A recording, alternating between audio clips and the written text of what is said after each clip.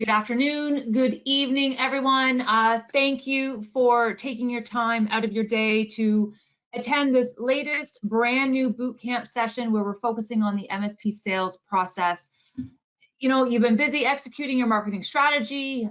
You've gone and implemented an outbound telemarketing motion, inbound digital marketing motion to attract new leads into your MSP. You've successfully connected with a prospect and they're interested in your services and they want to meet with you.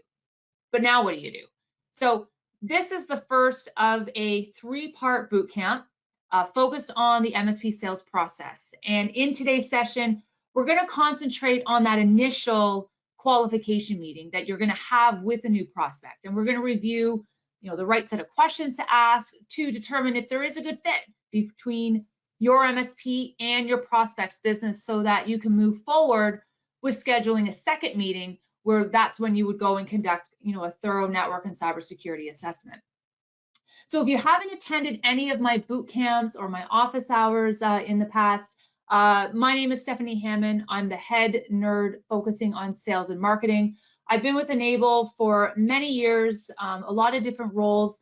My previous role was principal account manager for our elite and super elite partners.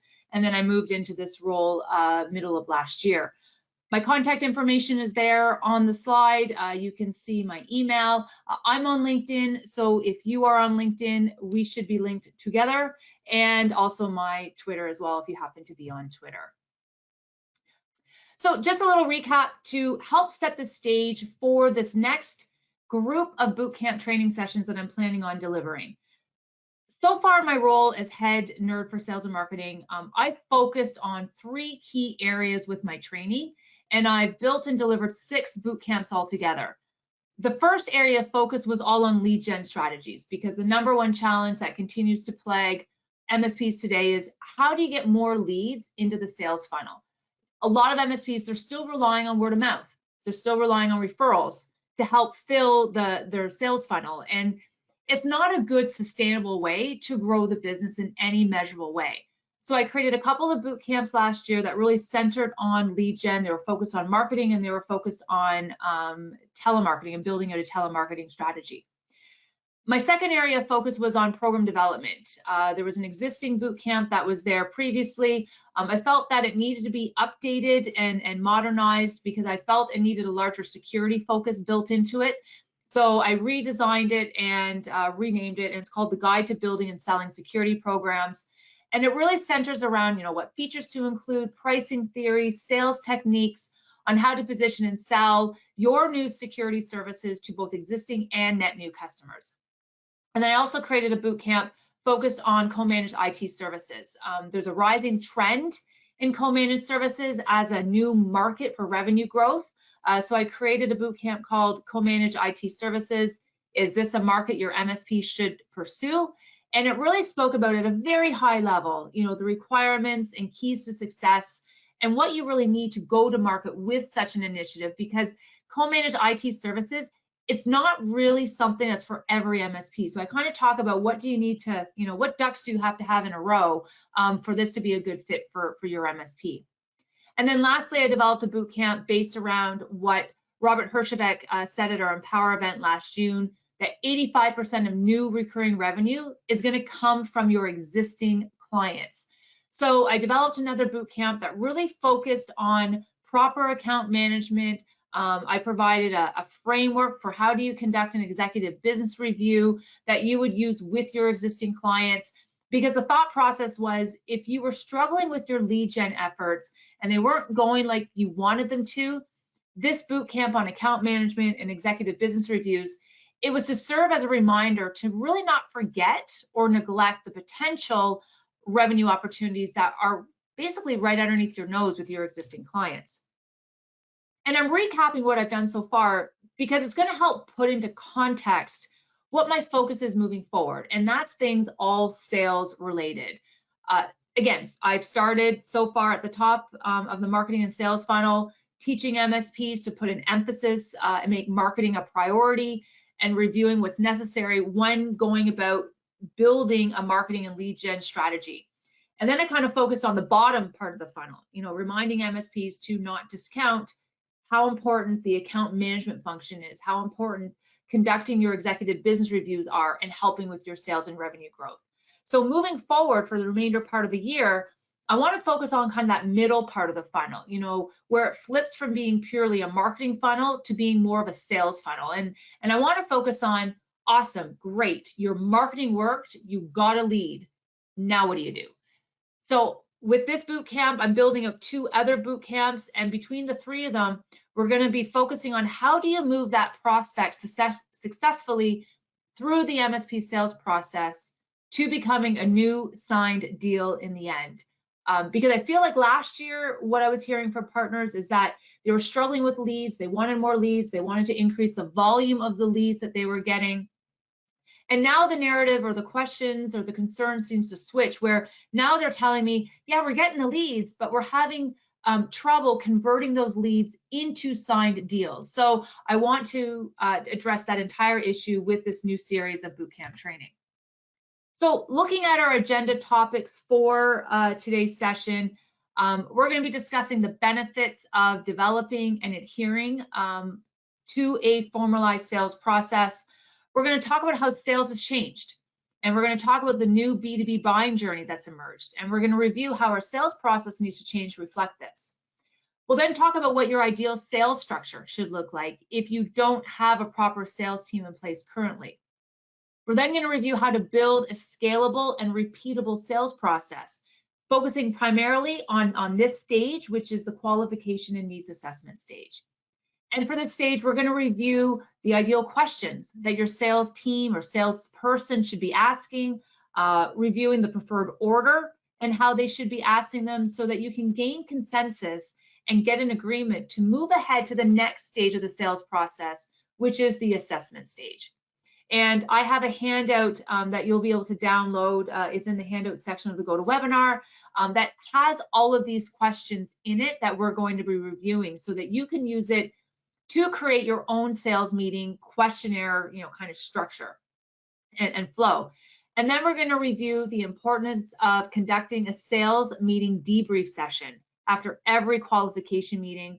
And I provided another handout that you can download that you can use to assist in implementing the self-assessment if you are an account manager or if you are a sales executive listening to me today, or you can use it as a coaching activity if you are a business owner, sales director, sales manager listening to me today. And this is if you're not doing anything like this today with your sales team.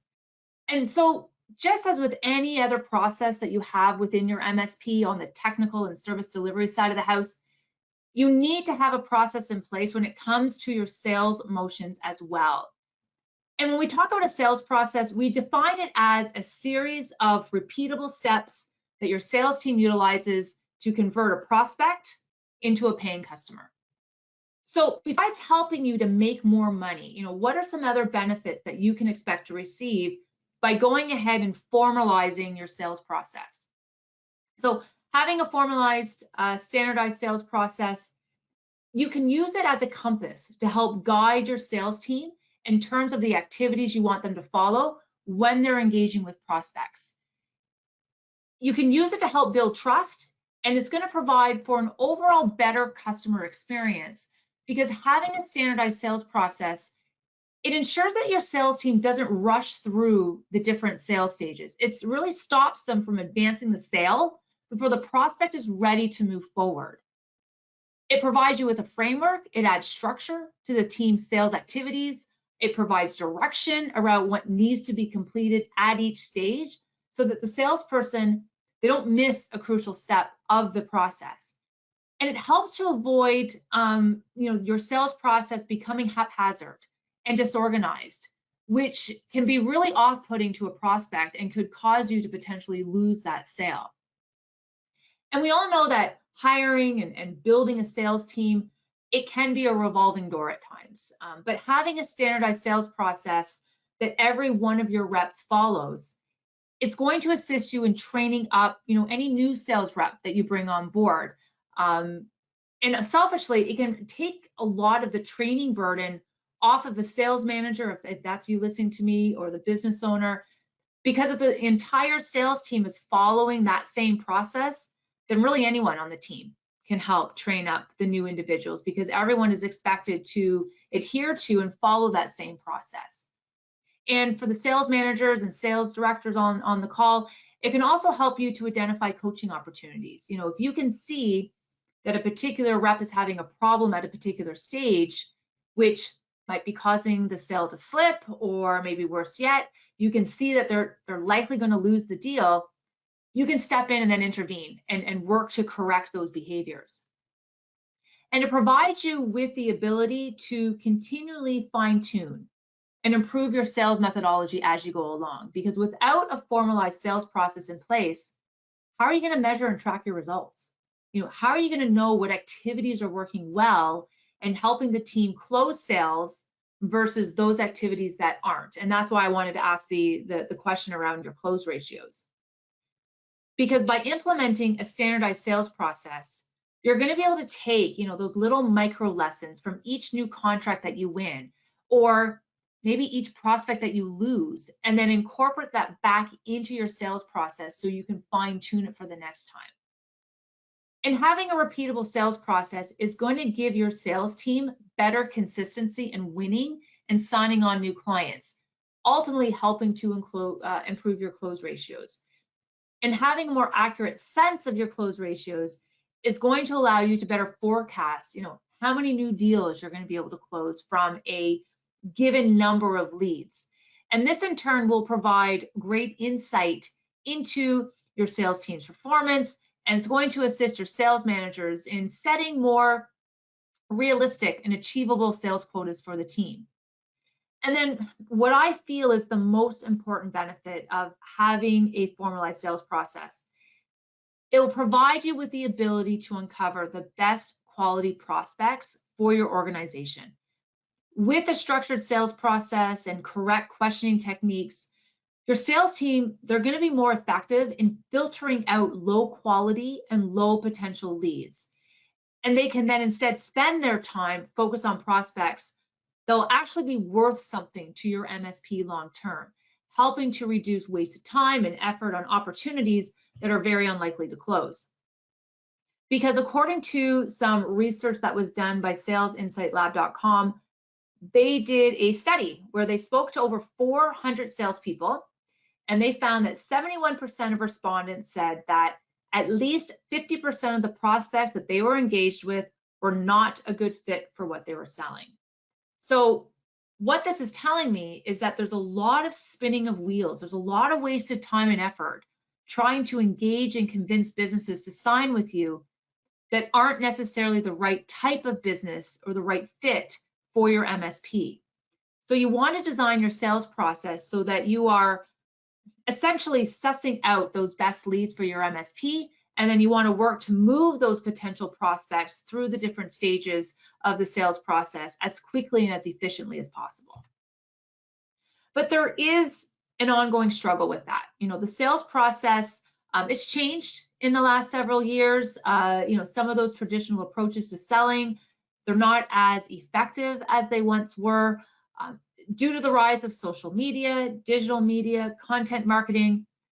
Prospects no longer need to talk to salespeople for product or services information. You know, we're now living in this new digital world, you know, where buyers just, you know, via your phone, they can go online and they can look up companies anywhere in the world, and they can review their product and their service information.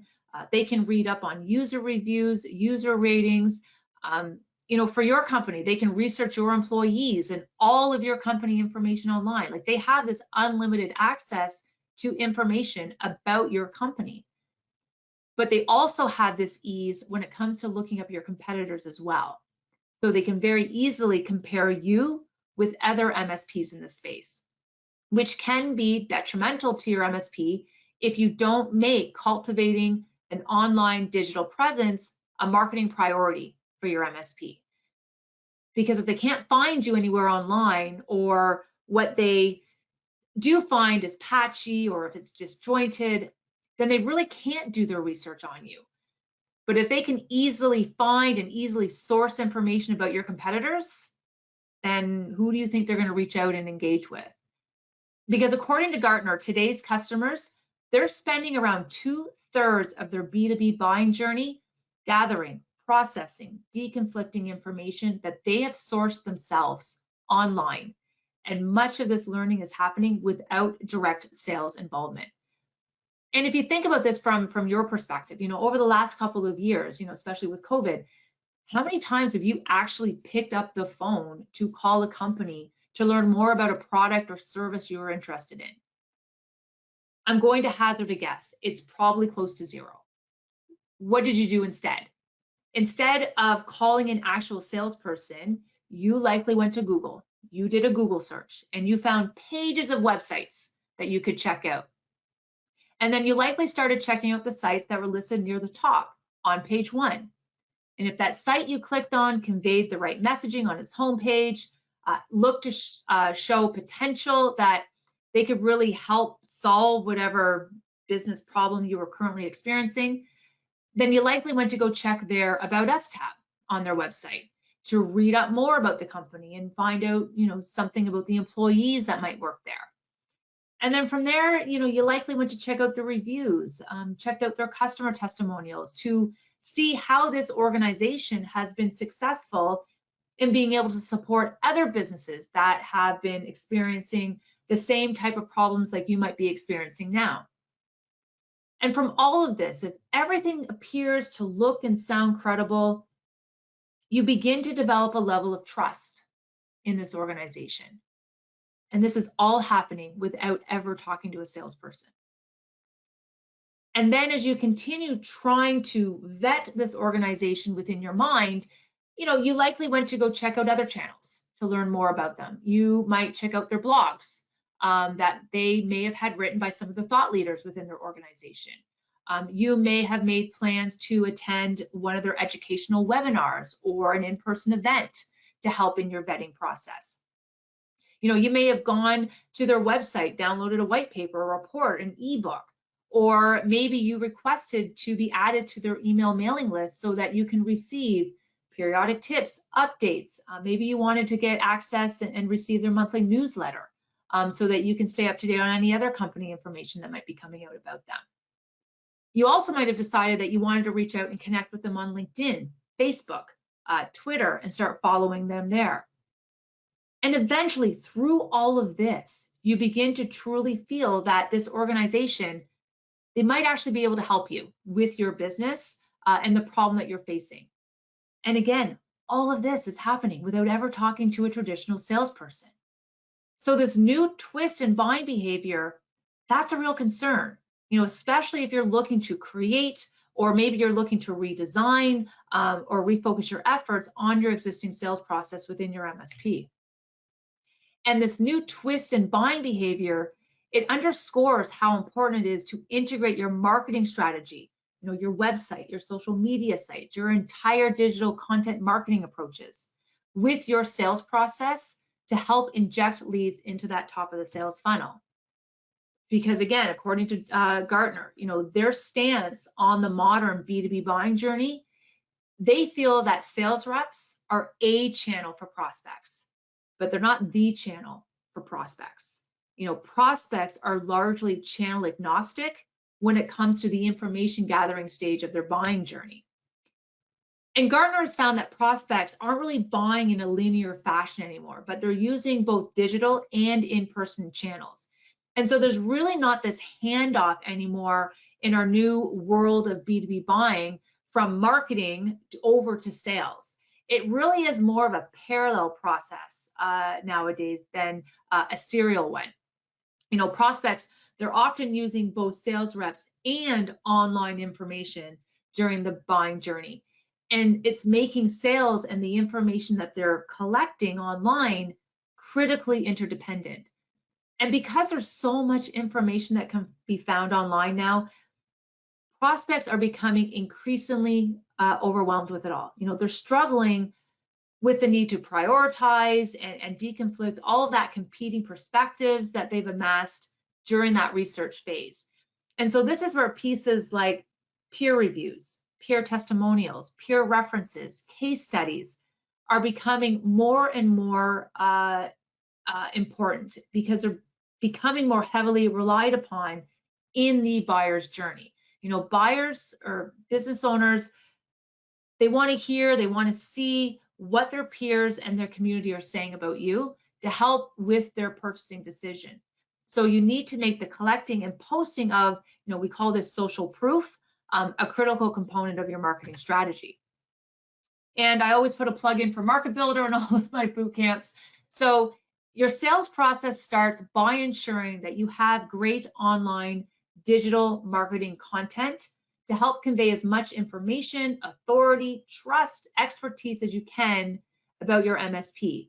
And if you're sitting there listening to me and you're thinking, you know what, I really don't have time for all of this, then this is just my reminder to go and make sure you're leveraging our Enable Market Builder platform, because we have it there for you if you're an Enable partner.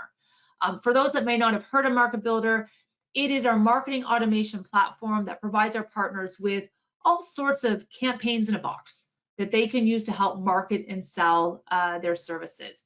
We provide you with an extensive collection of on-demand, ready-made marketing collateral that you can quickly brand. You can put your own logo in there, your own contact information, so that you don't have to spend cycles creating all of that content on your own. I think we have 65, 66 different campaigns already built, ready to go, that you can use to help convey the right information to your prospect in whatever manner they choose to consume it. Whether it's online with your website, via your social media, you can even use some of these things if you wanted in a print format. And there's actually a newsletter template in there as well if you wanted to do that. So if you haven't had a chance to check it out yet, I have a QR code where you can go and check it out, register. If you have a login, but maybe you haven't been there in a little while, that same QR code will work. We've actually made some changes to the look and feel of the site. So if you haven't been in there in a little while, really encourage you to go and check it out. But because of all of this, prospects these days are significantly delaying in-person sales interactions. So you want to capitalize on the opportunity when you finally do have a prospect that wants to speak with you.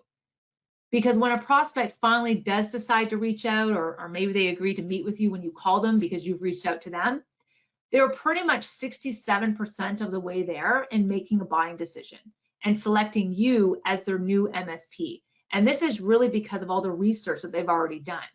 So if you are successful in finally booking a meeting with a prospect, you want to make sure that you're doing everything you can to keep that prospect engaged throughout the entire sales process in a meaningful, structured, and organized way.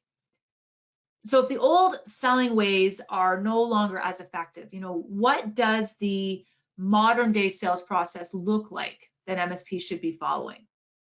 We're going to start getting into that today, but we're going to continue it on with part 2 and part 3 of my bootcamp series that I'm working on for the remaining part of the year. But it all starts with first getting an understanding of the B2B buyer's journey. Gartner proposes that buyers think about their purchases more in terms of discrete tasks than as a step-by-step journey. And they say that virtually every B2B purchase encompasses, 6 distinct jobs that buyers must complete to, their level of satisfaction to successfully complete a complex purchase. And so when we look at each of these jobs more closely, it starts with problem identification. This is some sort of trigger event that causes the business owner to kind of perk up and recognize, something's off, we need to do something about it. And in the case of managed services, almost all businesses, they already have an MSP that they're using today. So the challenge isn't, how do we go and get more clients, but it's more about how can I draw clients away? How can I get other clients from another MSP? And so the trigger event for managed services is really when a business owner has had enough with their existing MSP for whatever reason. Maybe something has happened like a data breach that was caused by some sort of ransomware attack. Maybe they're experiencing poor network performance, so it's causing excessive downtime for them and the team. Maybe there's just general lack of engagement and communication. They never hear from their MSP. And now they feel the need to start exploring alternative providers. And then the second job that the prospect needs to complete is solution exploration. Once the business owner recognizes that they do have a problem, this is when they start wondering, what else is out there to help me solve this problem that I'm having? In the case of managed services, the business owner starts researching other MSPs in their area that they might want to engage with and consider as a potential replacement to whom they're using currently. And then the third task that needs to be completed is requirements building. And this is where the business owner, they start documenting, they start outlining, what do they need their purchase decision to accomplish? What are the outcomes that they're expecting as a result of making this purchase? And for managed services, they're going to be looking for a new provider that can fill some gaps, fill some holes, that they're now seeing materialize within their existing MSP partnership. They're looking at the deficits that they're experiencing in terms of their relationship with their current MSP, and they're starting to look and consider, what a new MSP might be able to bring to the table. And then they start looking at different vendor options, and this is where the hard, intense research starts happening by the business owner. They begin to look closely at, all the different providers in the space, and they start assessing, does this solution or does this provider do what we need them to do?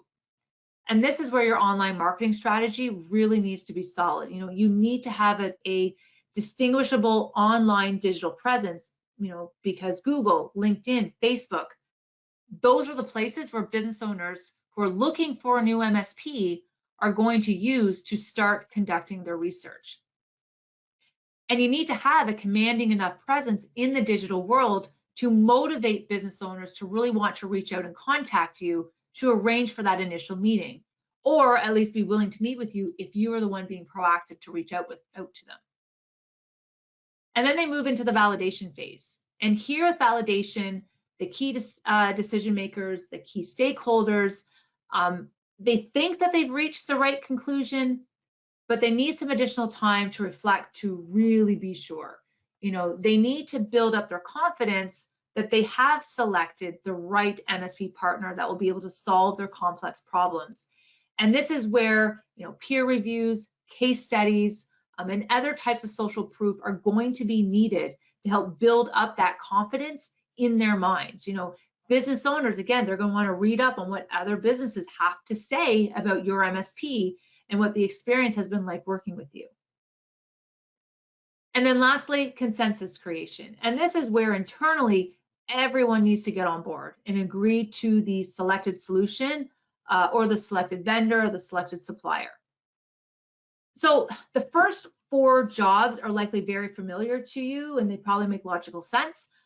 It's the last 2 jobs of validation and consensus creation that can be a little difficult to navigate as salespeople, because these groups tend to involve more diverse stakeholders who are bringing to the table their own information that they have researched themselves from various sources of information.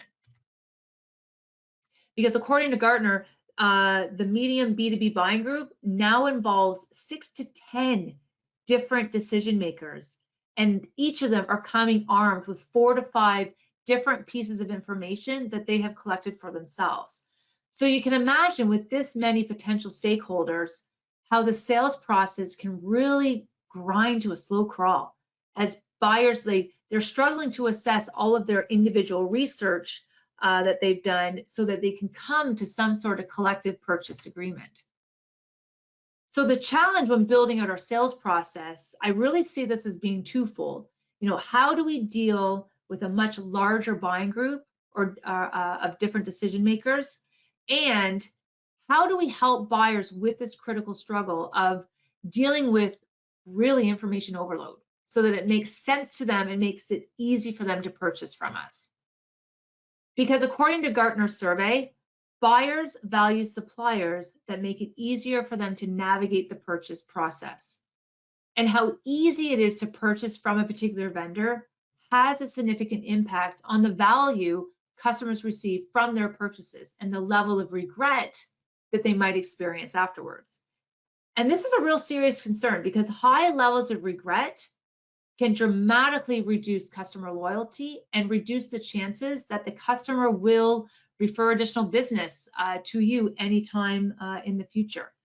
So again, having a well-defined, well-structured sales process that helps prospects, come to a purchasing decision in an easy and structured manner, not only is it going to help you improve the benefits of getting the sale or the opportunity, the chances of getting the sale, but it's going to go a long way in creating those raving fans and those advocates that we always want, for our MSP. Whereas a disjointed or unstructured sales process can really cause your MSP significant harm, as it could result in clients to not want to refer any additional business over to you, and can cause them to likely maybe start searching for another MSP nearing the end of their term if there's any sort of regret on their end. Okay, so one question has come in. It's just a question around, are those previous boot camps that I talked about earlier in my opening, are they available in the MSP Institute? Yes, everything, all my boot camps, I think there's 7 up there, 8 of them now, maybe 9. They are all under my profile in the MSP Institute. So you go into the MSP Institute, scroll down to the Head Nerd section. We all have our photos there. Just click on my photo. I'm the only female in the group, so click on my picture, and you'll see all my boot camp recordings there. So yeah, they're all there. And this one will be added in probably a couple of weeks. All right. So before we get into what the new modern MSP sales process looks like, we want to talk about what should your ideal MSP sales structure look like. And there's a couple school of thoughts when it comes to designing your sales structure, and which structure you ultimately go with really depends on your size, your growth objectives, and your personal preference. So the first option is, you create a dedicated sales team for your MSP. Because if you do want to grow your business, you should have dedicated salespeople who are tasked with selling your services and your security services. And it starts with hiring an appointment setter to make those outbound calls to prospects, to book appointments with an outside sales executive where they go and attend those appointments. We can call these individuals BDRs, business development representatives, or they might be called SDRs, sales development representatives. SDRs is actually what we call our team of appointment setters here in Enable. And then the account executive then attends that initial call to qualify the prospect and see if there's a fit between the prospect and your MSP. They're really the ones who are responsible for facilitating the overall discussion, right? They're ensuring that all the questions get asked, that they get answered correctly. They're involved in scheduling the next steps of the sales process to move it along. They're involved with helping to build out and present the proposal at the presentation stage. And then if you feel that there is a potential fit between yourself and the prospect, then you book a follow-up meeting to conduct a thorough network and security assessment of their environment to really see where there might be some gaps that you can uncover that may exist. And for this step of the sales process, it's generally really helpful to have a sales engineer that can help facilitate this. They would be responsible for going on site with that account executive to conduct the assessment. And then they would work closely together, the sales engineer and the account executive, to putting the proposal together to present to the prospect. But I think, this is a role that is often overlooked as part of the sales process. But according to the SMART sales method by Joe Moroney, statistically, he found that effective sales engineering and solution alignment, it makes up at least 50% of the overall win factor. And this is because the prospect almost always looks to the sales engineer as that person that they can go back to if something goes wrong. The sales engineer, they're the one that speaks with, full technical expertise. And it's the person that they'll likely have to deal with if the solution implementation or if your onboarding doesn't work out or needs maybe some tweaks or corrections. And the sales engineer, they want that to be a right fit, and they want it to be a right fit the first time around. And so they really are the best person that can really work to make that happen.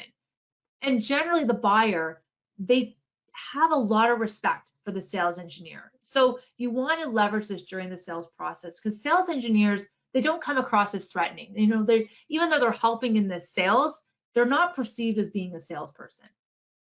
And then to round out the sales team, you may want to hire a dedicated account manager who can then systemize that process of continually upselling and cross-selling to your existing base via the executive business reviews, because this is actually creating another whole avenue of sales and revenue for your MSP by continuing to work and mine your existing base for new opportunities. And just like the sales engineer or the VCIO would work with the outside account executive during the pre-sales motion to kind of help with the assessments and the proposal presentation, this sales engineer or VCIO, they could also work with the account manager in the executive business review process as well, helping to uncover additional sales opportunities or projects within your existing base. But then the second school of thought around building a sales team is, you know, the best individual suited to handling the sales function within an MSP practice isn't necessarily a professional sales rep, but rather it should be the MSP business owner themselves, because they're the one who's likely the most knowledgeable of the technical and the business aspects of the MSP space.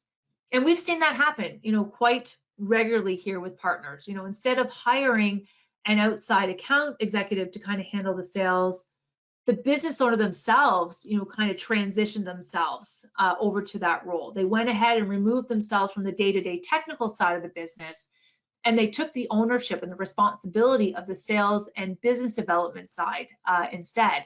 And then they just hired a technical body to backfill from them.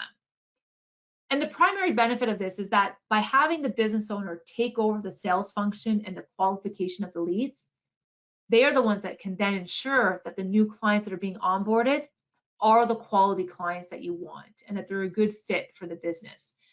Because it generally is, you know, easier to hire new techs, new engineers to backfill for the business owner role on the technical front than it is to find quality salespeople that they can position and sell managed services at a professional level. Because managed services, it is a very, very unique niche when it comes to sales.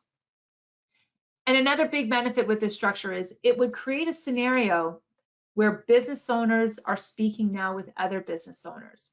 It creates that peer-to-peer business level discussion, which will create a more credible and higher valued sales conversation, because you can keep it at a business level and you can talk about business challenges, business owner to business owner. And this approach actually works really well from an MSP sales success standpoint, because like the sales engineer, you as the business owner, you stand in high regard with members of that prospect's buying team, because you are a high-level business executive, just like they are. And if you manage to make it to the proposal and presentation stage of the sales process, your executive role is going to become even more significant, because when the prospect looks across the table and they see another CEO, business owner, business leader sitting across from them, that's really powerful stuff. And then to help the business owner, you know, build up their appointments, build up their calendar, build up their pipeline to manage, they would then hire an appointment setter to make outbound calls to book appointments for the business owner to attend from there. All right, we'll get started on part 2. A question did come in during the break, and a question that came in was, do you cover pay and commission structures in any of your boot camps? This would be across all the roles you just mentioned. So yes, when I talk about the appointment setter, not for the other ones, I'm trying to recall. In my boot camp, Growing Beyond Referrals Through Cold Calling, I do talk about, you know, how to hire a telemarketing and appointment setter, and then some of the different pay structures that I've seen partners implement and other MSPs implement for that role. But I'm just trying to recall, I don't think I actually explicitly go through different pay and commission structures for any of those other roles. But it's good to, maybe a good topic to attack in a future boot camps, or to augment an existing boot camp there. So good idea. Thanks, Ken. All right. So let's move on. So how to build a scalable and repeatable sales process. And really we're looking at how do you build a system, because that's really what a sales process is. It's a system for converting leads into new signed MRR contracts for your MSP.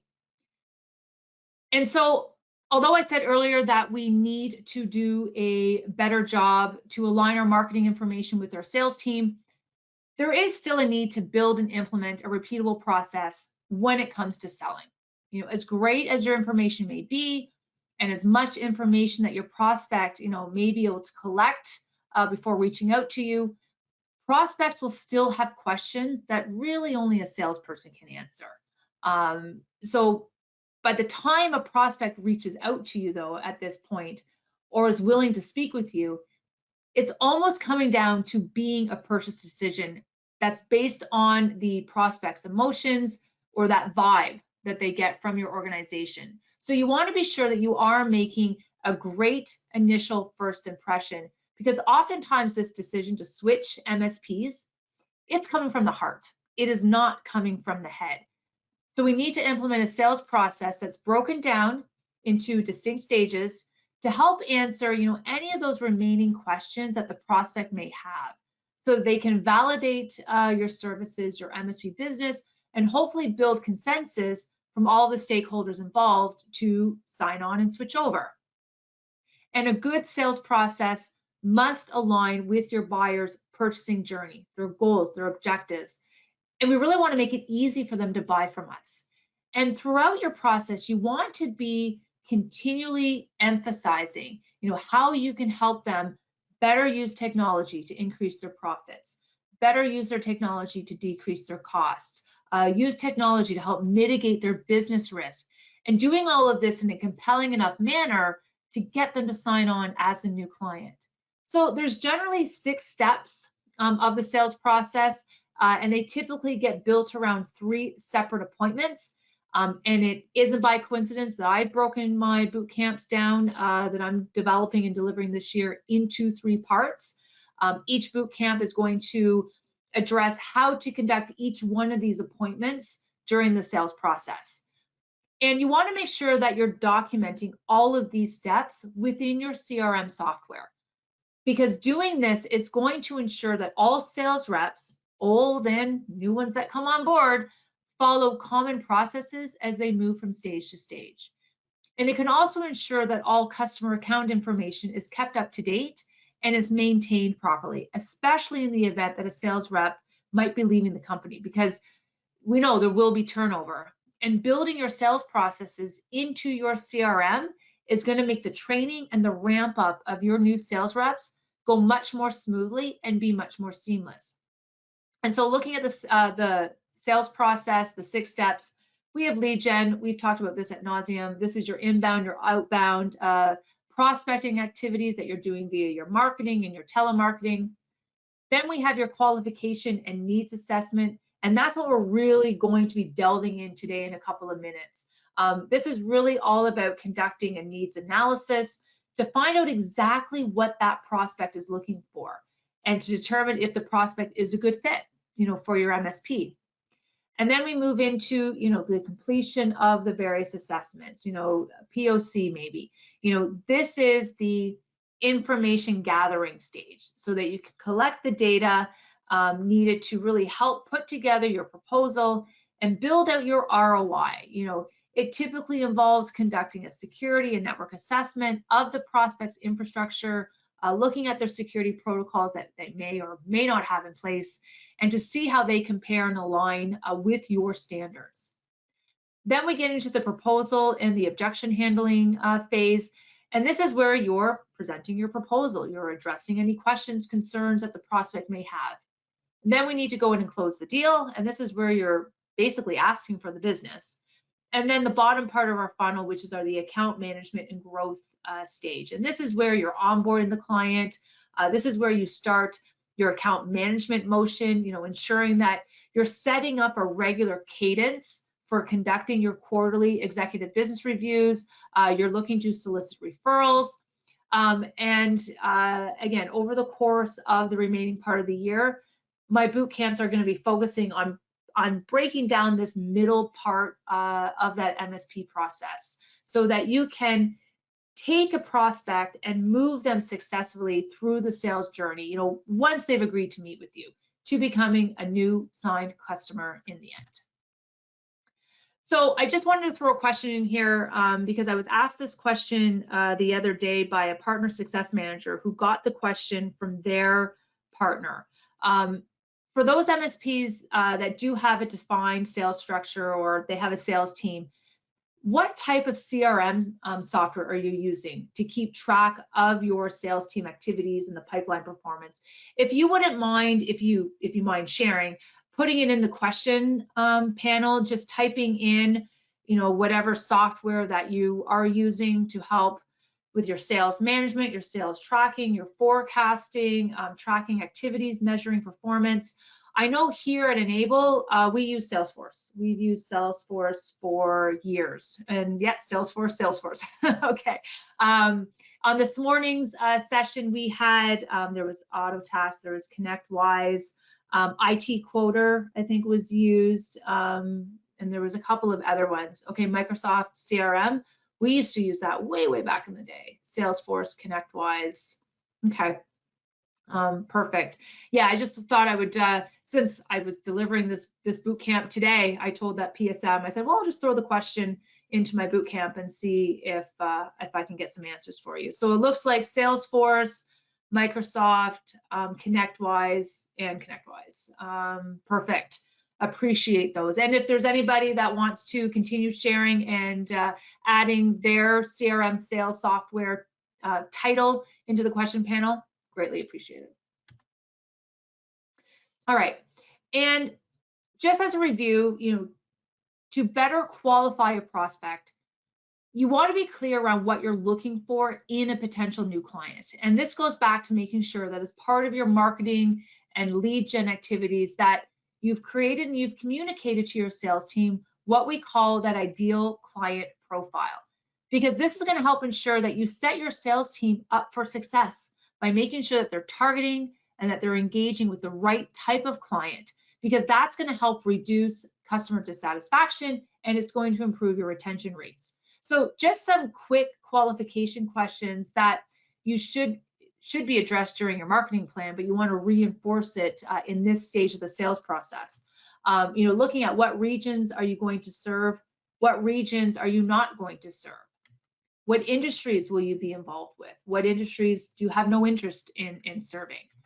What's the ideal size of the customer that you would like to take on? Is there a minimum client size that you want? Is there a maximum client size? Like, will you actually work with businesses that have internal IT? Do your clients or does your ideal client profile have any compliancy requirements? Do they fall underneath any sort of regulations? And if they do, which ones? Do they have any specific security sensitivities? Are they susceptible to any type of potential data loss, or are they exposed to any sort of business risk? Do they have any key software packages or business technology tools that you take on and you'll support? How dependent and reliant are they on IT? Do they budget, for IT? And then thinking, are there any trade-offs that you would be okay with that won't detract from what you're looking to achieve? And, in my marketing bootcamp, I talked about to help with this process, to help with creating that ideal client profile. It's always good to kind of look at your top 10, your top 20, or maybe even your top 30 best clients, the ones that are profitable for you, that you love working with, and then model your ideal client profile off of that. So when you're prepping for that initial meeting, you want to be sure that you've collected, the most basic of information, if you don't have all of this already. And you want to be sure that this information gets entered into your CRM. So key information we need: who are the strategic decision makers? It's important to ensure that all key decision makers attend this first meeting. Because again, going back to what Gartner said, there could be anywhere from 6 to 10 different decision makers involved in the sales journey, and they're each coming with their own collection of 4 or 5 different pieces of information. This in itself can really slow down the sales process and make it a much more complex and challenging sale for your salesperson or sales team if the right individuals are not included at the outset. So you want to find out up front who those key decision makers are, who those key stakeholders are, and you want to emphasize, in your, whether you're sending an email or doing a pre-prep call, that they should be included in this first meeting, because that's going to go a long way in helping to improve the flow of information, and it's going to help increase the velocity in building consensus and reaching an agreement at the end of the sales journey when that time comes. So who are those key decision makers that you would want present at this first meeting? Obviously, we want to have the business owner or the president or the CEO, because you're going to be talking about making money, saving money, how you can go about improving their overall productivity and profitability. And you want to include the strategic end users as well, because you're going to be discussing functionality, usability, reliability. And you also want to include the key financial or the procurement people, because eventually there is going to come a point where you're going to be discussing pricing, terms, and conditions. And you want to include these people even at the very beginning, because they too, they're key stakeholders, and you're going to want to get their perspective on their business goals and objectives as well. Because your proposed solution, when you get to that point, hopefully, it can only be as accurate as your understanding of the full picture. And in order to fully understand, the complete and accurate business and technical requirements, we want to involve the people that are the most closely involved, the stakeholders from their business, from their end user, and from their financial leadership teams. And this forms what we describe as the prospect's buying team. And failing to assemble this buying team from the start, it's only going to increase the chances that you might only be able to talk to a subgroup. And this subgroup may only have a limited authority to buy, if they even have any authority to buy. And failing to do this accounts for why so many sales cycles last far much longer than they really need to. So when arranging for this initial meeting, these are the essential stakeholders that we really want to have included in that meeting.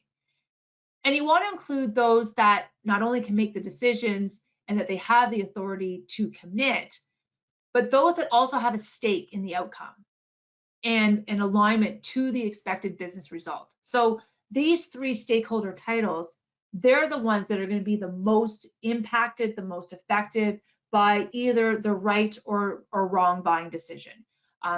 They're not simply the ones that we want to be there.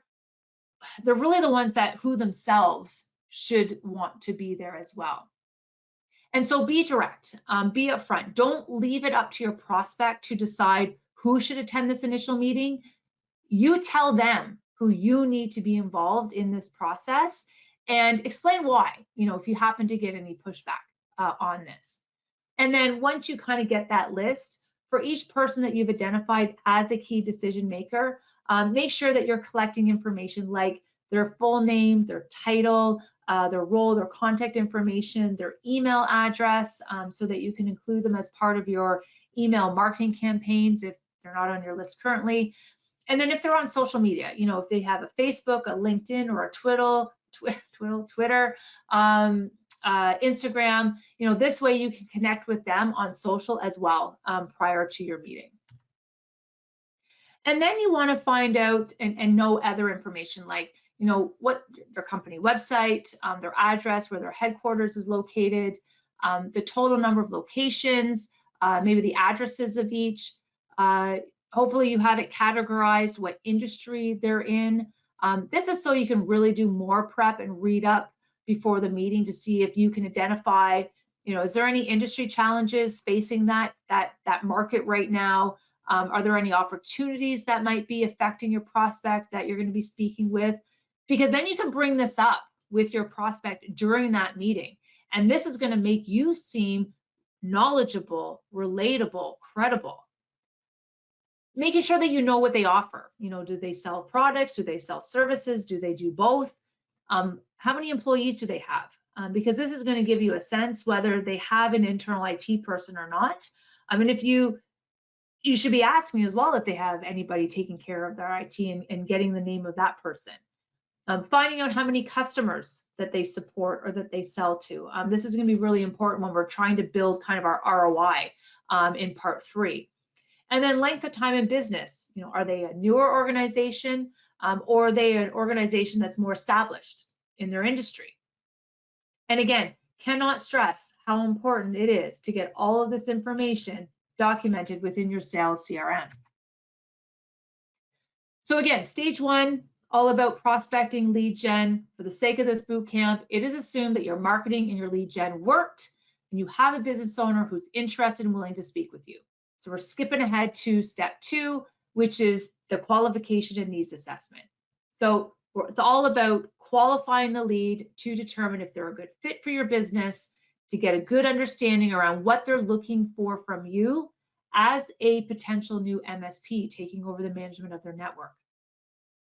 The goal of this stage is to ensure that you engage with and take on the right type of client. Because for ongoing MSP success, you want to have a good handle on who is and who isn't a good fit for your business. And be comfortable walking away from a prospect if it is necessary, if you discover or find out that they're not a good fit for your MSP. And this is difficult. I understand what I'm saying. I appreciate what I'm saying.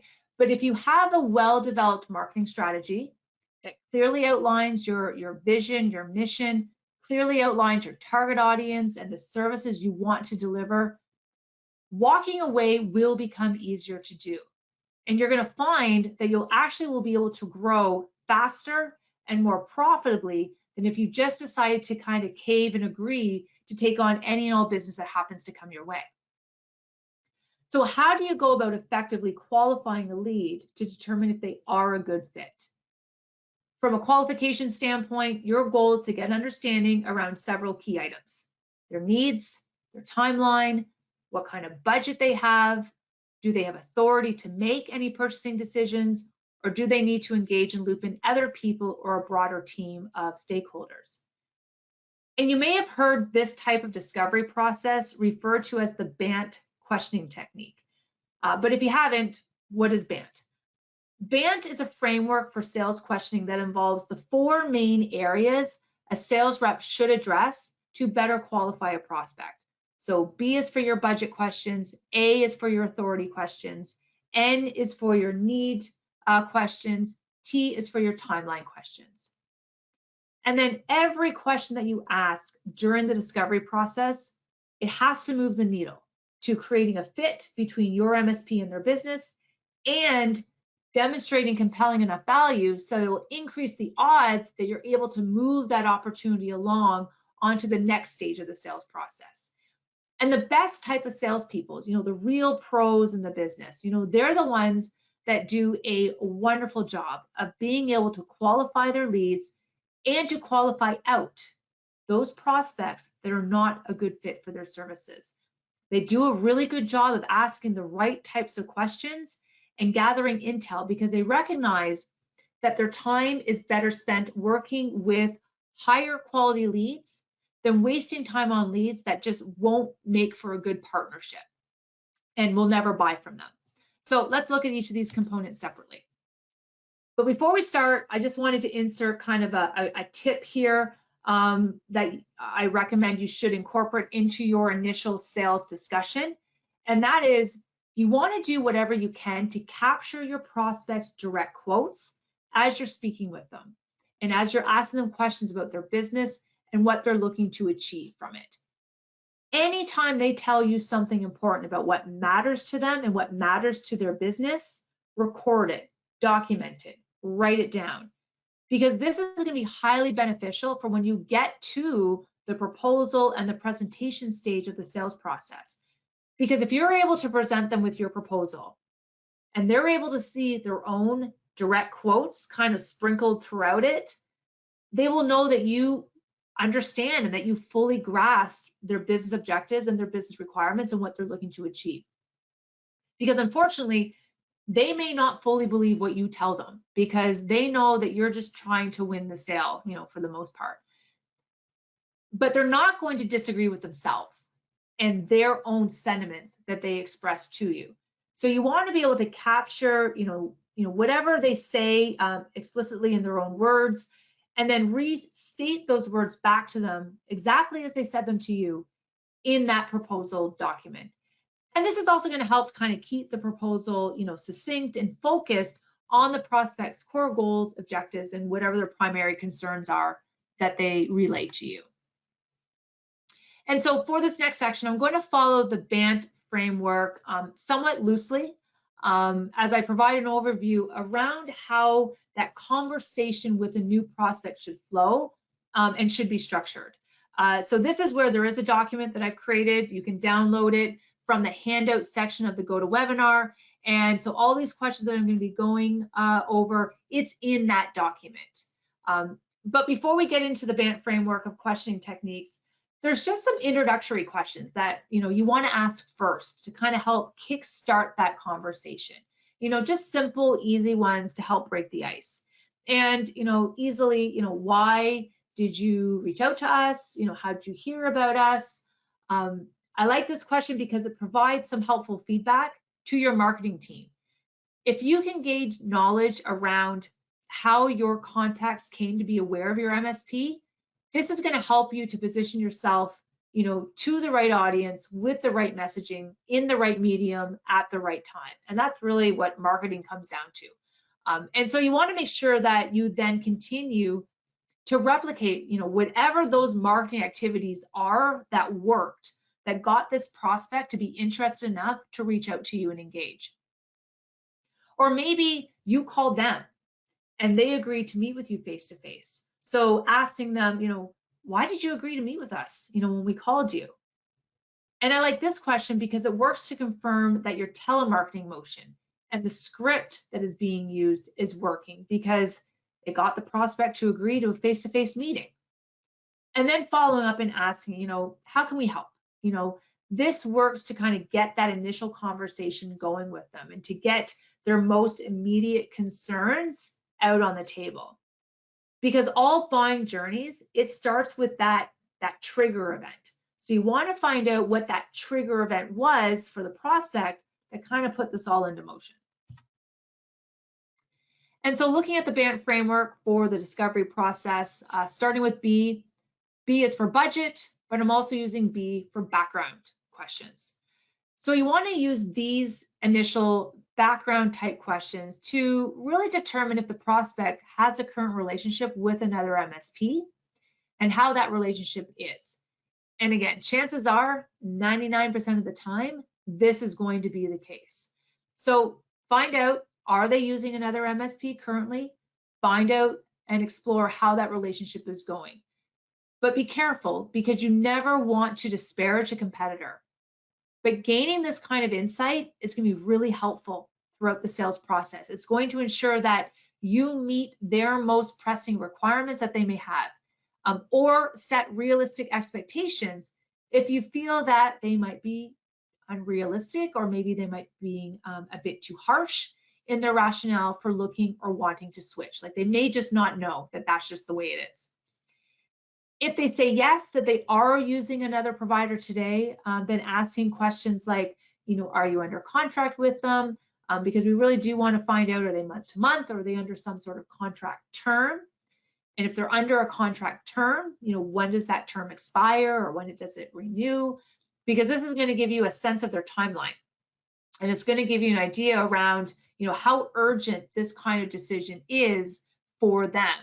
Or if you might be needed to help get them out of an existing contract. Then you're going to want to see if you can get some background on the current relationship that they have with that existing MSP. So asking questions like, Why did you initially choose to go with them? What qualities did you like about them that made you want to partner with them back in the day? And then asking, why are they considering switching providers now? Are there things that they're now unhappy with about the existing relationship? What specifically, are they looking for in a new provider? And then asking, is there a chance that you might end up staying with the current provider? Or has the decision been made to, yeah, we're definitely cutting ties and moving on? And this is just going to help gauge how committed to your competitor your prospect is. Maybe they're just price shopping right now. Maybe they're looking to make a clean break. But either way, it will give you a good sense on the likelihood of a potential deal. And if the decision has been made that they are moving on, then asking, are you currently considering any other providers in the area besides us? A daring question, yeah, but it's going to give you an idea as to who else you might be up against. And then continuing on to see if you can find information out around their budget and if that budget that they have is realistic. And these questions will help determine if they have the required budget to afford your services, or at least have a realistic understanding as to what the true costs are of working with a quality MSP like yourself. Especially if they're currently using another provider who might not structure their MSP or support their clients in the same way like you do. So asking questions like, what's their monthly contract commitment, for their services? Can you find out what they're paying on a monthly basis for their services? And then asking them, do they anticipate if this monthly amount is going to increase, this year? Do you feel that the amount that you are paying is commensurate to the quality of the services that you're receiving from your existing MSP? And if they answer yes, that they do feel that they're getting good value for what they're paying, then we can follow up with, what sort of services are you currently receiving from them? Are you getting backup from them, security services? Is it an all-inclusive type of support arrangement? Is there desktop and user management involved? This is just going to really give you an idea around how your competitor currently packages up their services compared to how you package up yours.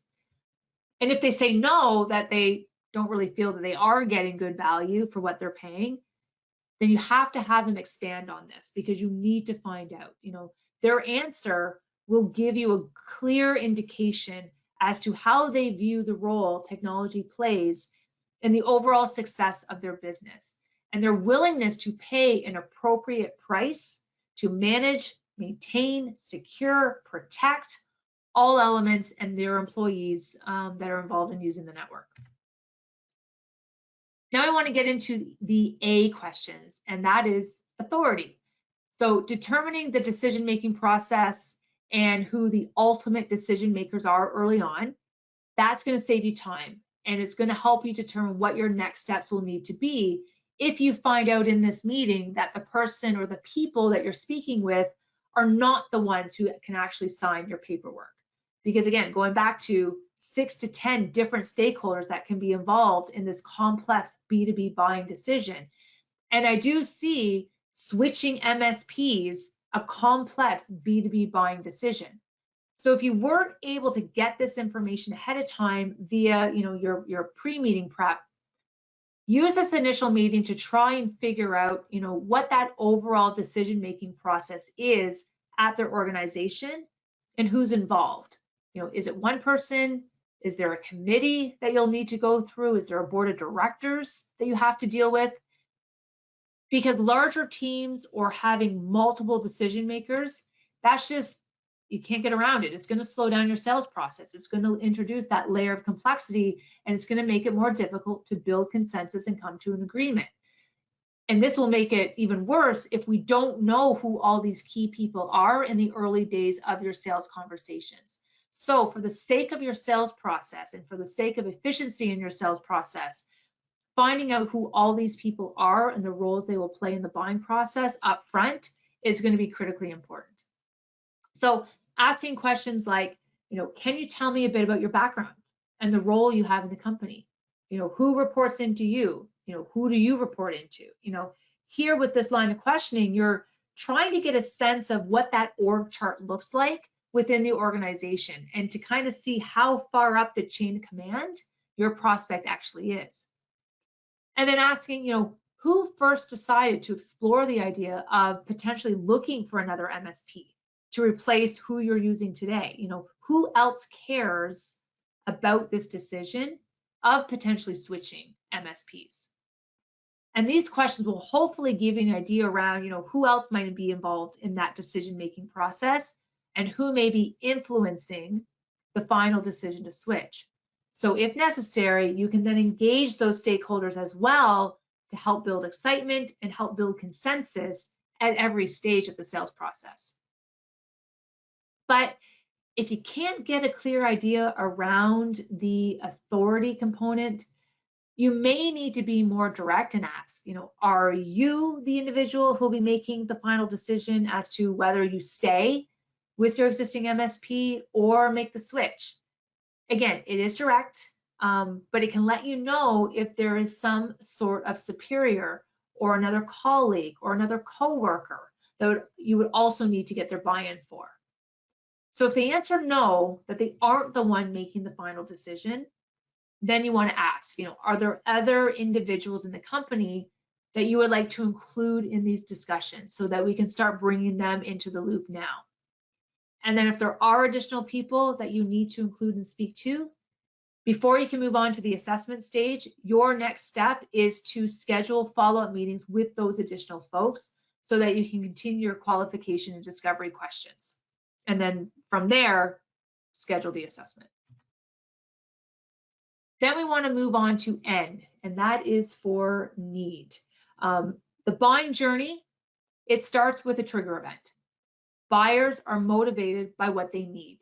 Virtually every purchase decision made is an attempt to solve some sort of problem or accomplish some sort of goal, thereby satisfying a particular need. If you cannot adequately work to identify your prospect's needs, you're going to have a difficult time closing sales, because without uncovering needs, you're not going to have anything to help fuel your sales process. So I read a really good book. It's called Secrets to Question-Based Selling. It was by Thomas A. Freese, F-R-E-E-S-E. And Freese advocates that salespeople shouldn't just focus on identifying the pain points, when trying to uncover a prospect's needs, because pain is not the only thing that motivates prospects to buy. Rather, he states that needs also arise out of one's desires, and that working to satisfy one's desires can also motivate buyers to buy. So Freese looks at needs as being that discrepancy between what is and what could be. And needs are formed when people who are dissatisfied with the status quo, which is the what is, recognize that they would be better off if their situation was improved by the what could be. And prospects who are currently experiencing pain, they're going to try and seek out a solution that provides relief. Well, those that wish to satisfy a desire, they'll buy things that will improve their existing condition. And the larger the discrepancy, the more your prospects will need a solution. And I think this is the bucket where I see managed services selling is associated with, and what salespeople should really be focusing on. They should be focusing on how they can help improve the prospect's current situation from where they may stand today. And to help illustrate this, suppose you come across a prospect and their employees have decided that they want to have a more flexible work environment moving forward. They want to have the ability to kind of work remotely and come into the office periodically when it makes sense for them. But the prospect is worried about the security ramifications of accommodating this type of model and this type of request and how to manage all of that. So there's a problem and there's a desire here. Your prospect wants to accommodate his or her employee's wishes, but they're not technical. They don't have the experience. They don't have the expertise to implement something like this for their staff on a more permanent basis. And they're not really getting that kind of guidance from their existing MSP. And so they're really worried about doing all of this without compromising the safety and the security of their network in the process. And so this desire, it's soon going to manifest itself into a need by creating a discrepancy between what is, right now the employees feel that they don't really have the flexibility to work as they wish, where they wish, to what could be, which is going ahead, figuring out, granting their requests so that you can maintain employee morale, all while ensuring that the organization isn't exposed to any sort of undue security risk and unwanted cyber attacks.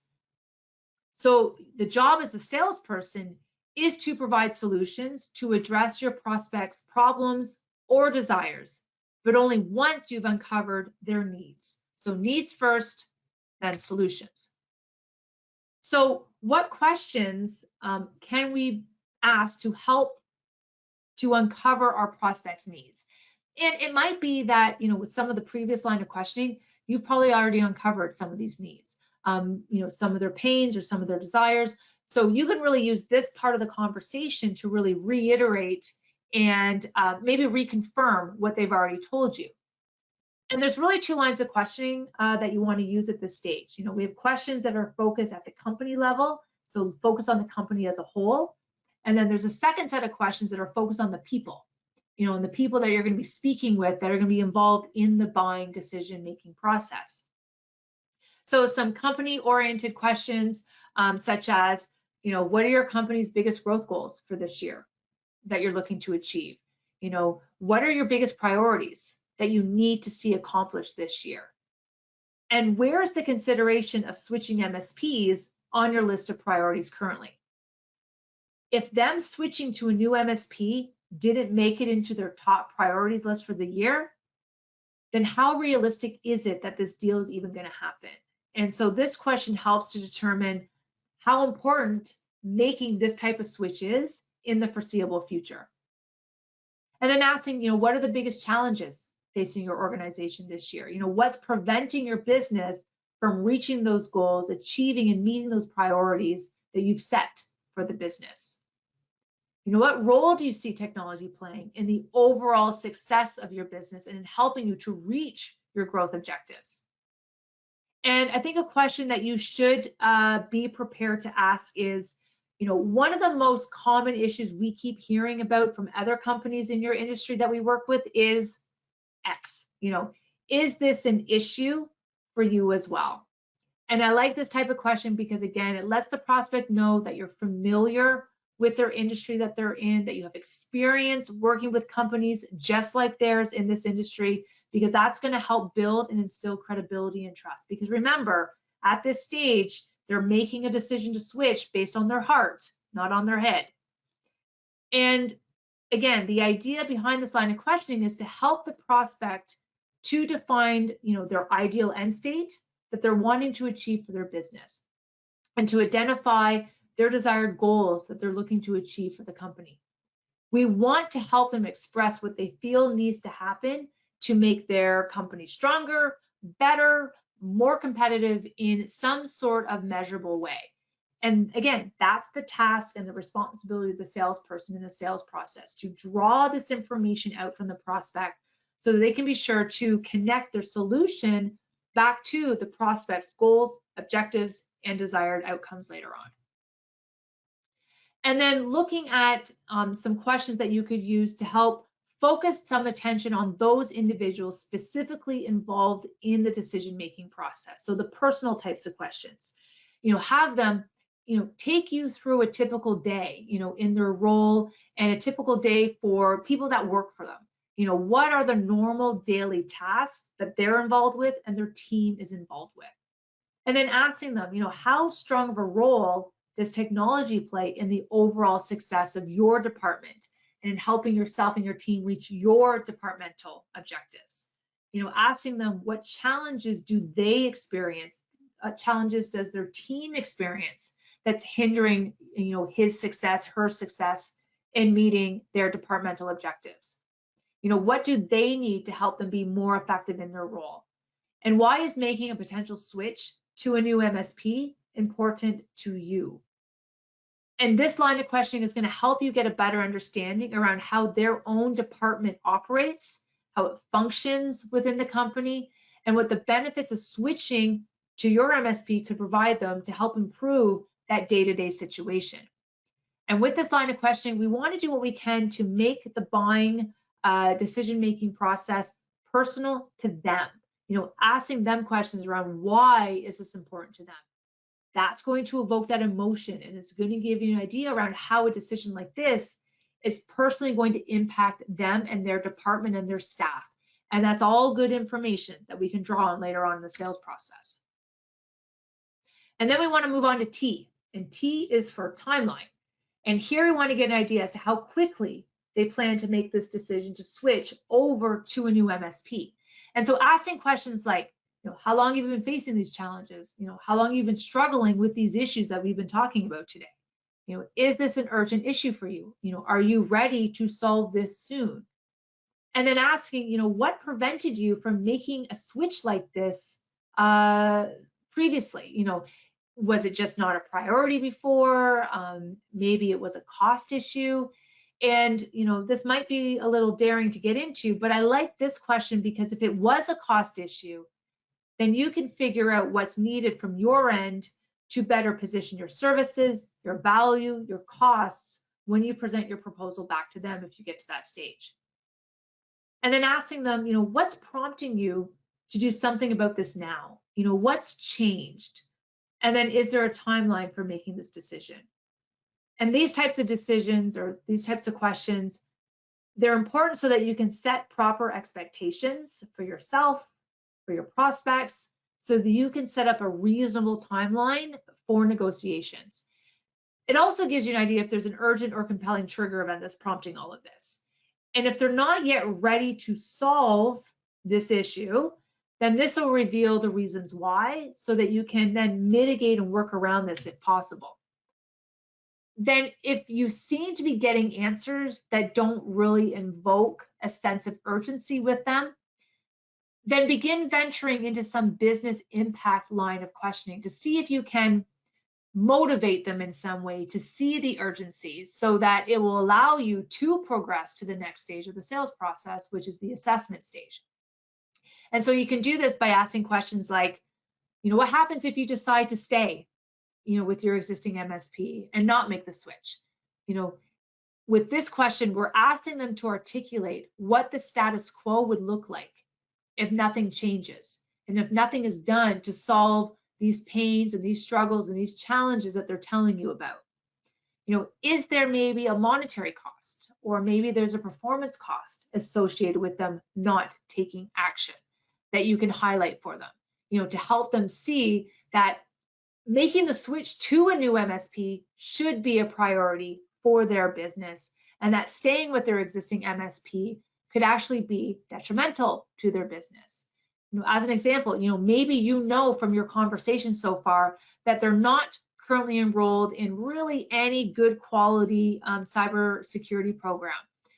And this is causing them some concerns. It's causing them to worry about their risk exposure and the possibility of them being attacked. So help to highlight for them what the consequences then could be if they just kept the status quo and they stayed in their existing quote unquote program structure with their existing MSP. Because with the existing security protocols and services that they have in place, if you do feel that they're lacking because you have your own standards that you adhere to, it isn't about if they're going to be breached, but it's going to be more about when they're going to get breached. And so you want to highlight this for them. So when it does happen, what will this breach cost them? Have they thought about that? Is there a concern about losing some important business data? Is there a concern about losing productivity, losing performance because of downtime that a security breach is ultimately going to cause? Because whenever a breach does occur, it is going to take time to do all of that forensic work and to get things restored properly, if you can even get things restored properly. And then here, I'm adding some more letters to our BANT framework. Here I'm adding L for linking questions. And these are just additional questions that you can intersperse that will kind of help keep the conversation going and the prospect talking with you. Because the more your prospect speaks, the more information you're going to be able to uncover during the sales process. So linking questions like, tell me more about that. The pain, the need, the desire might be emerging, but maybe you don't know enough yet about that. So, you need the prospect to continue speaking in order to help you better understand their perspective of the situation.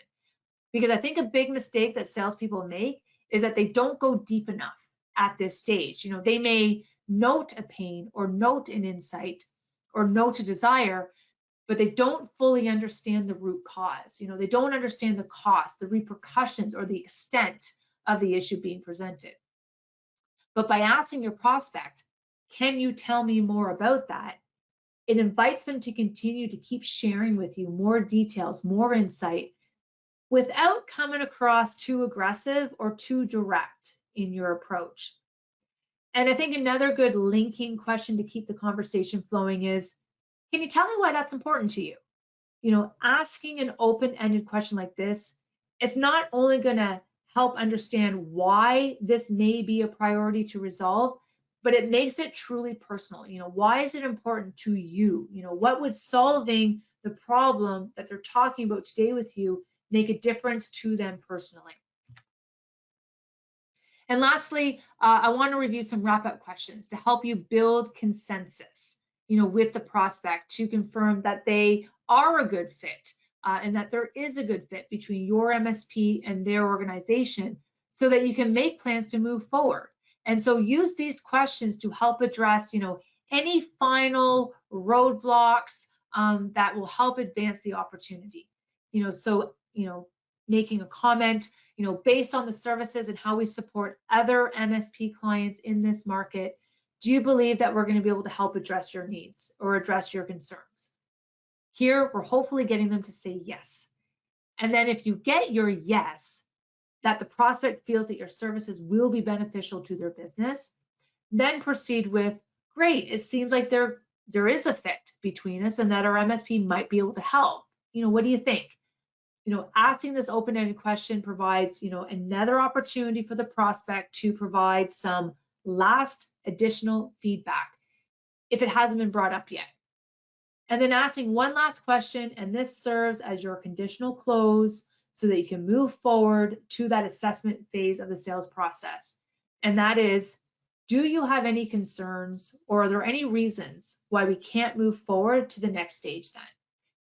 And that next stage is we come in, we conduct a security network assessment to kind of see where things currently stand today in terms of your safety and security, your network setup, so that we can maybe find some deficiencies, some gaps, and make some recommendations for improvements. And this type of question helps to get those last lingering thoughts, those last lingering concerns out on the table so that you can address them before moving on. And then proceeding with outlining what the next stage is. We want to book some time with you and all the key stakeholders so that we can conduct our security overview, our security assessment, whatever you're going to call it, on your network to see what we're working with. And when they say yes and you start planning the next stage of the sales process, this is where you want to confirm with them. Awesome, great. What's the best way to communicate with you moving forward? And who am I including in that? Again, keeping everybody in the loop, all those key stakeholders. And then one last one, D, for how to ask difficult questions of your prospect. No one likes asking difficult questions because they really don't want to make the conversation uncomfortable, especially if this is your first time meeting with this prospect. But sometimes it's just necessary. If you're having a tough time getting a read on the prospect to determine if there is a good fit between your two companies, you may have to do this. So a couple of options, a couple of ways to kind of broach the topic. If you do need to ask some difficult questions to clarify and gain further intel around maybe their budget, their authority that this prospect may have in the decision-making process, or maybe their timeline, it's just being direct and just saying, can I ask you a difficult question? This kind of helps prepare the prospect. It shows that you're being respectful by asking permission first. And start by explaining why you're asking this question of your prospect. You want to provide some context around why you feel you need to ask this question. And I used to use this a lot when I was in sales and I was working with my partners. If I didn't have all the information that I needed, or maybe they weren't being forthcoming, or a little cagey, then I would just say, look, I need to ask you a potentially difficult question. But the reason why I'm asking you this is because, and I felt that generally seemed to work to kind of take the edge off whatever that difficult question was they needed to ask of my partner. All right. And then at the conclusion of your meeting with your prospect, you want to start, if you're not doing this already, getting into the habit of conducting a debrief session. So either you're going to rate yourself if you're the account exec, or coach your sales team on how they did during that first meeting. So to help with this activity, you want to develop a sales meeting debrief checklist that you can take yourself through as a self-assessment or use as coaching. You want to do this at the end of each meeting. And the benefit of this type of exercise is really to ensure that you don't miss any critical steps at this particular stage of the process, but to have it also serve as a good reminder for the next time if you maybe reflected that you did in fact happen to miss a step, or you missed asking some important discovery questions. By conducting this type of debrief after each meeting, that's what's going to help keep you, your sales team, accountable. It's going to help keep you on task. And this is what's going to help solidify and reinforce and keep fine-tuning your sales process. So if you are a sales executive listening to me today, you can use it to review, what went well during that meeting, but you can also use it to help highlight opportunities for improvement, so that you're continually working to enhance the overall experience, not only for yourself, to kind of sharpen your sales skills, but also for your prospects, because how you conduct your sales process can be a key differentiator of your MSP from other MSPs out there that might have a more ad hoc sales approach. And a lot of businesses don't implement this important tactic as part of their overall sales process, but I feel they really should, because the insights that you can glean from this type of activity, they can be invaluable for enabling future sales success and for helping to improve the performance of your sales team overall. And so what items should be included in your sales meeting debrief checklist at this stage of the sales process?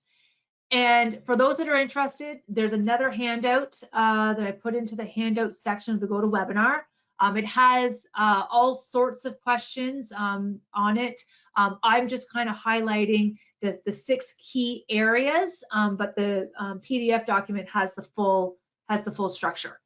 But again, I did break it into 6 key areas that you should be debriefing after every initial meeting. And the first one is, did you fully understand their decision-making process? Do you understand who the key decision maker is, or who all of the key decision makers are? So again, you want to make sure that you're speaking with the business level decision maker, the one who is ultimately responsible for the profitability and the competitiveness of the business unit. The user level decision maker, who's really the person or the people that maybe they're technical, or they're going to be the ones really using or requiring your services or benefiting from your services. And then you have the financial level decision makers, and they're the people who might be with procurement or might be involved in the pricing and negotiation and have that kind of responsibility. And making sure, do you understand the role of each person who attended the meeting and what they think of your solution and how they play a part in the decision-making process? Did you meet, or have you met all of the right people that you needed to speak with today? And if not, what's your strategy for getting access to the right people? Is there next steps being planned? Did you create rapport with your prospects? And then reflecting, what was the ratio of speaking to listening? And this one was a tough one for me as I was developing my sales skills. My background has always been in account management. I was never sales, but several years ago, when we were in Enable 1.0, I got forced into sales, and I had to start carrying a quota. And in the beginning, I was so nervous, and I would just transmit. I would just be talking, getting all my information out there because I was so uncomfortable with this concept of sales. And it wasn't until my manager kind of sat with me and listened in on some of my meetings that he said, look, you talk way too much. You need to stop talking, ask a few pointed questions, and then sit back and just listen. And I really appreciated him giving me that advice, because to this day, I'm not in a pure sales role anymore with a quota, but it's something that really stuck and really resonated with me, to really monitor myself. What's that ratio of speaking to listening, and making sure that I was more leaning towards the listening end as opposed to transmit speaking end. So then number 2, did you create or did you uncover the business case? What are the compelling reasons the prospect gave you for wanting to make this change? Were you able to uncover 3 to 5 pain points that you're looking to solve? Were you able to uncover 2 to 3 business desires, outcomes, goals that the business is looking to achieve? What did you find out about the competition or the incumbent MSP's relationship with the prospect? How strong is that connection? Number 3, did you establish a timeline or gain agreement on why this must be done now? What is the prospect's sense of urgency to act? Did you determine the timeline for making a decision or for making this change? Are the pains significant enough to motivate them to do something soon? And does the prospect even have the adequate resources and budget to address their challenges? And then, are there any roadblocks that came up that could maybe prevent you from winning this business? And then what's needed to overcome these roadblocks? And then number 4, is there truly an opportunity here for you? Does the prospect fit with your ideal client profile? Is the prospect a right fit for our services? Can we work effectively together? Can our services address all of their challenges that they've communicated to you? Are you confident that you can provide an excellent solution that will meet their business requirements and the business outcomes that they've expressed to you? And then looking at, what are your strengths relative to this opportunity? What are your weaknesses relative to this opportunity? And then looking at things, will this be a profitable client for us if we should win the account? And then number 5, did you establish a follow-up plan? How did the meeting end? Did we determine the next steps with this prospect? Who do we need to connect with next? Did we schedule that next assessment meeting so we can continue the sales process? And then number 6, this is just, general meeting overview, your perception, your perspective, and making sure that it all gets documented into CRM. So kind of self-reflecting, or if you're in the coaching, what went well during the meeting? Were there any unexpected surprises that you didn't anticipate? What could you have done better? What needs to be done better for next time? Has this information all been documented in your sales CRM? And then, have you sent out a summary email to everyone involved about the meeting, outlining in detail what the next steps are for every prospect that's going to be involved in this? All right, so just some final questions. Just checking the question panel. I don't see any coming in. All right, again, any last minute questions, just throw them in. So let's talk takeaways and next steps. Good questioning techniques, that are focused on the prospect, their business, what they're looking to achieve with their business. That's what's going to drive a sale forward. And having a great line of questions during the qualification stage is what is going to get the prospect to really realize that you can help them. And they're going to be motivated then to kind of move to the next stage with you, which is that assessment stage. So if you haven't done it yet, be sure that you've downloaded the qualification stage prospecting questions PDF from the GoToWebinar handout section, and use this to create your own flow, your own structure of how you would like the conversation to go when you're engaging with a prospect for the first time in this stage.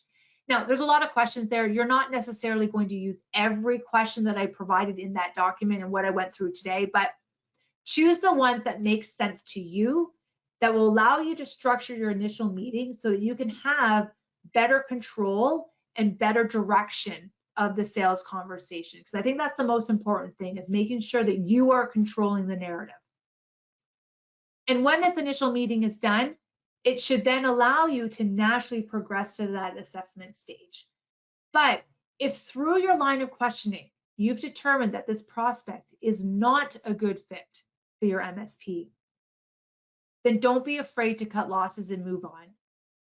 But in saying that, spend time trying to figure out why you had to disqualify them and what changes may need to be made, maybe in terms of your marketing, maybe in terms of your telemarketing strategy, so that this can be corrected for the next time. And then once you've customized, this document for yourself, be sure to practice, rehearse, do role plays so that you can sound as natural as possible. And if you are a sales rep or an account exec attending today, listening to me, chatter on here, be sure to be diligent about completing that sales meeting debrief checklist after every sales meeting that you have, so that you can review, self-reflect how well you did, or maybe you didn't do. So if you haven't downloaded that PDF yet, make sure you do that before the end of today's session. And if you're a business owner, sales director, sales manager, business owner,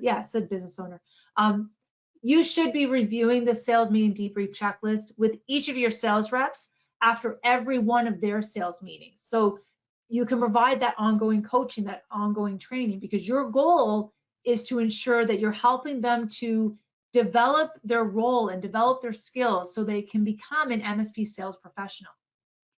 And then remember, your sales process is never complete. It's never going to be perfect. It's always going to be a work in progress. So as you implement your sales process, be sure to continually assess it, reassess, what's working well, what's not, so that you can work to create a more refined sales process moving forward.